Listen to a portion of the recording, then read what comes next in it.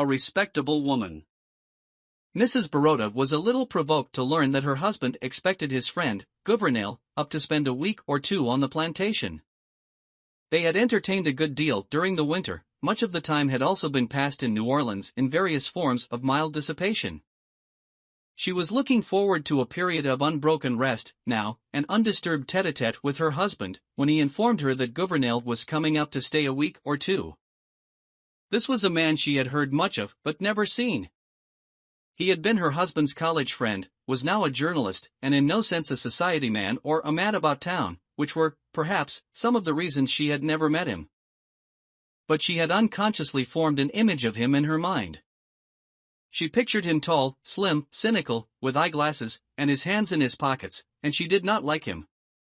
Gouvernail was slim enough, but he wasn't very tall nor very cynical, neither did he wear eyeglasses nor carry his hands in his pockets. And she rather liked him when he first presented himself. But why she liked him she could not explain satisfactorily to herself when she partly attempted to do so. She could discover in him none of those brilliant and promising traits which Gaston, her husband, had often assured her that he possessed.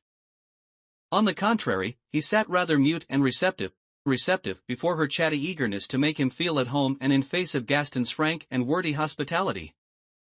His manner was as courteous toward her as the most exacting woman could require, but he made no direct appeal to her approval or even esteem. Once settled at the plantation, he seemed to like to sit upon the wide portico in the shade of one of the big Corinthian pillars, smoking his cigar lazily and listening attentively to Gaston's experience as a sugar planter. "This is what I call living," he would utter with deep satisfaction, as the air that swept across the sugar field caressed him with its warm and scented velvety touch. It pleased him also to get on familiar terms with the big dogs that came about him, rubbing themselves sociably against his legs.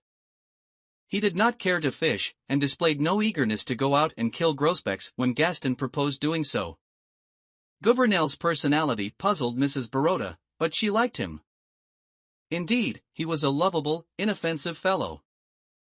After a few days, when she could understand him no better than at first, she gave over being puzzled and remained piqued. In this mood she left her husband and her guest, for the most part, alone together.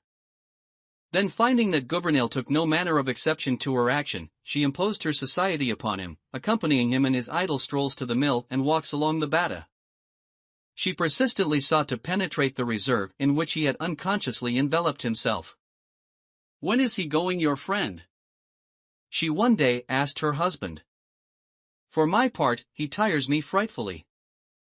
"Not for a week yet, dear." "I can't understand, he gives you no trouble." "No.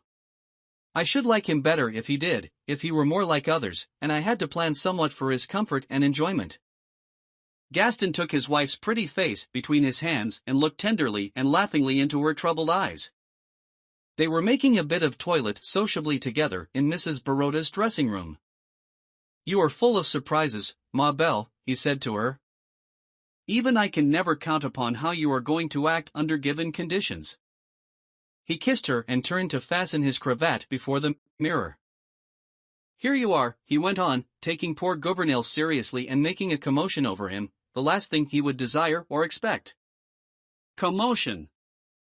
she hotly resented. "Nonsense! How can you say such a thing? Commotion, indeed. But, you know, you said he was clever." "So he is. But the poor fellow is run down by overwork now. That's why I asked him here to take a rest." "You used to say he was a man of ideas," she retorted, unconciliated. "I expected him to be interesting, at least. I'm going to the city in the morning to have my spring gowns fitted. Let me know when Mr. Gouvernail is gone, I shall be at my Aunt Octavie's."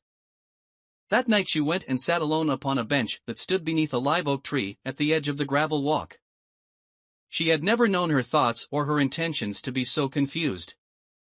She could gather nothing from them but the feeling of a distinct necessity to quit her home in the morning. Mrs. Baroda heard footsteps crunching the gravel, but could discern in the darkness only the approaching red point of a lighted cigar. She knew it was Gouvernail, for her husband did not smoke. She hoped to remain unnoticed, but her white gown revealed her to him. He threw away his cigar and seated himself upon the bench beside her, without a suspicion that she might object to his presence. "Your husband told me to bring this to you, Mrs. Baroda," he said, handing her a filmy, white scarf with which she sometimes enveloped her head and shoulders. She accepted the scarf from him with a murmur of thanks, and let it lie in her lap. He made some commonplace observation upon the baneful effect of the night air at the season. Then as his gaze reached out into the darkness, he murmured, half to himself, "Night of south winds, night of the large few stars. Still nodding night." She made no reply to this apostrophe to the night, which, indeed, was not addressed to her. Gouvernail was in no sense a diffident man, for he was not a self-conscious one. His periods of reserve were not constitutional, but the result of moods. Sitting there beside Mrs. Baroda, his silence melted for the time. He talked freely and intimately in a low, hesitating drawl that was not unpleasant to hear. He talked of the old college days when he and Gaston had been a good deal to each other, of the days of keen and blind ambitions and large intentions. Now there was left with him, at least, a philosophic acquiescence to the existing order, only a desire to be permitted to exist, with now and then a little whiff of genuine life, such as he was breathing now. Her mind only vaguely grasped what he was saying. Her physical being was for the moment predominant.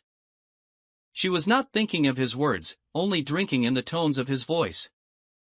She wanted to reach out her hand in the darkness and touch him with the sensitive tips of her fingers upon the face or the lips. She wanted to draw close to him and whisper against his cheek. She did not care what she might have done if she had not been a respectable woman. The stronger the impulse grew to bring herself near him, the further, in fact, did she draw away from him. As soon as she could do so without an appearance of too great rudeness, she rose and left him there alone. Before she reached the house, Gouvernail had lighted a fresh cigar and ended his apostrophe to the night. Mrs. Baroda was greatly tempted that night to tell her husband, who was also her friend, of this folly that had seized her. But she did not yield to the temptation. Beside being a respectable woman, she was a very sensible one, and she knew there are some battles in life which a human being must fight alone. When Gaston arose in the morning, his wife had already